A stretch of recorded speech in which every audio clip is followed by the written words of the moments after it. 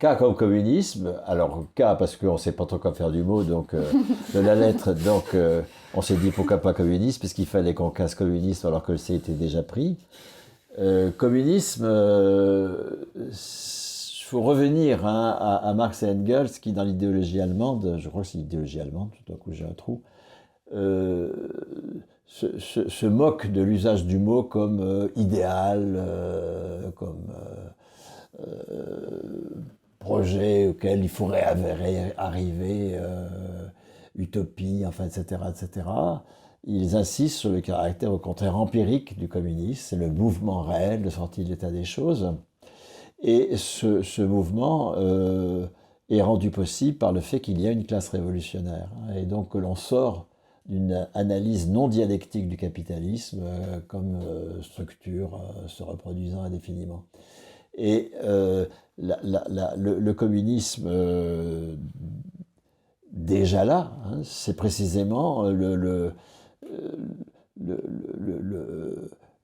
les prémices de, de, de, de la sortie d'une société de classe. Hein. Une société de classe, c'est une société dans laquelle le travail est hétéronome, dans lequel la production de notre monde, hein, cette responsabilité du genre humain auquel j'ai associé le mot de travail tout à l'heure, euh, c'est une société dans laquelle le commun de l'humanité n'a pas prise sur le travail, où une classe dominante a le monopole du travail.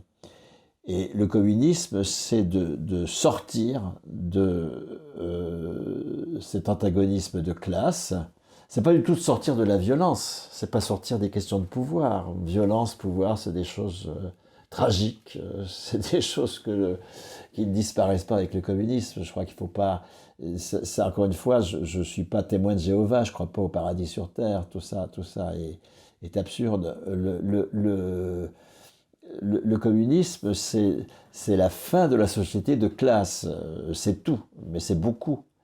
Parce que le cœur de notre existence sociale, puisque les humains produisent leur monde, le cœur de notre existence sociale devient une réalité commune, une réalité partagée, une réalité où la décision est le fait de tous. Hein. Mais cette réalité partagée ne signifie pas que ce partage sera sans rapport de pouvoir. Hein, c'est pour cela, par exemple, que personnellement, je tiens à l'existence de la monnaie, parce que la monnaie, elle permet de,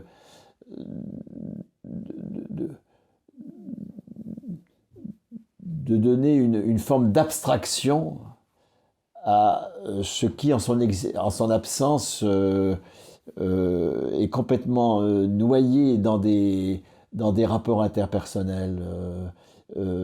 Par exemple,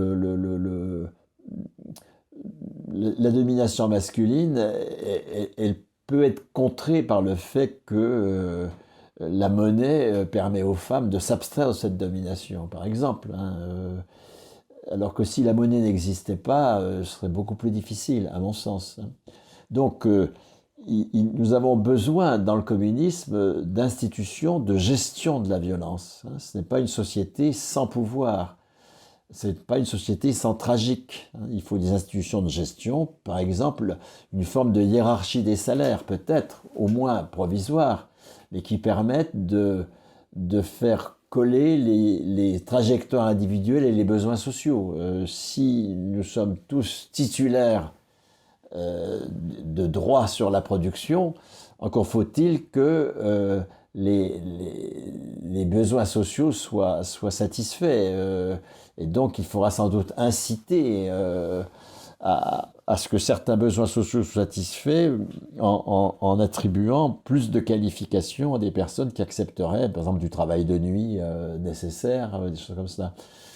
Donc le communisme, c'est une société qui est libérée de l'antagonisme de classe, parce que le travail n'est plus une réalité hétérogène, mais ce n'est pas une société qui est libérée du tragique.